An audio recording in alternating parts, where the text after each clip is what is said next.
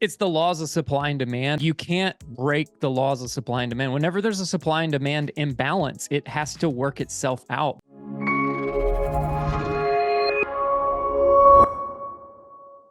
Problem is, so many people got locked into, those low interest loans. They're healthy Yes. borrowers. They're at, they're at 2-3%.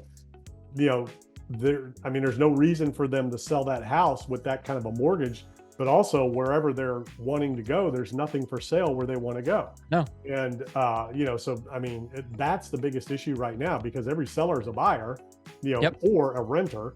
And when there's no inventory out there for rent or to buy, there's nowhere for sellers to go. So they're like, you know what, we'll just stay here.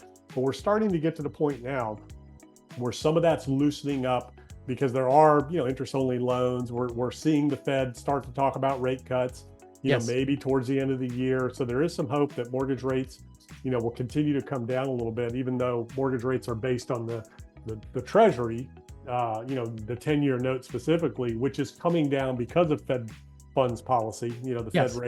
Fed's Yes. lower rates, bonds will reprice and rates will come down a little bit, which affects mortgage rates. So we're starting to see that correct a little bit.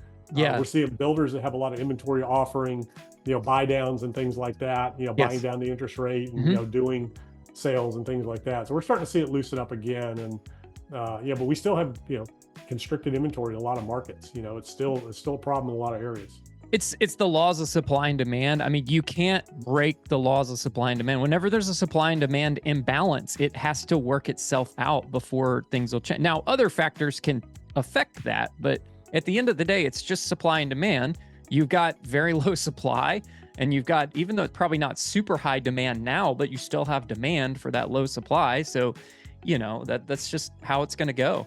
Yeah, in hot markets where there's a lot of demand, houses are still selling in days. They're still getting multiple offers. It's not as crazy as it was, but No. you're still seeing it. And then there's markets where, inventory's stacking up, price reductions, houses aren't moving, days on market's going up.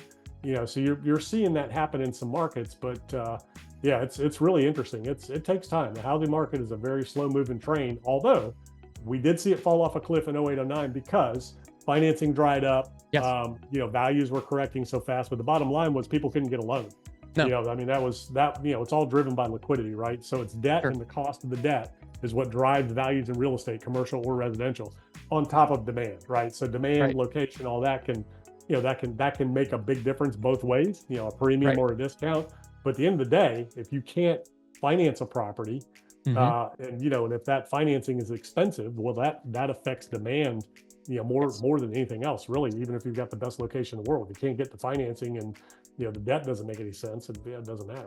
Yeah, you get cash buyers are the only ones buying stuff at that point, and they're buying them for, a song because they're the only, I'm the only guy. Here's And my there's been a offer. lot of that. There's Yeah. been a lot of cash buyers. I mean, that's been 40, 50, if not 60% of the market over the last couple of years. I mean, there's just so much wealth that's been created over the last couple of years. It's that huge disparity between Yes. people that don't have any money and people that have a lot of money. It's really interesting time. And that's a lot of the polarization we're seeing in the country right now because of that wealth disparity.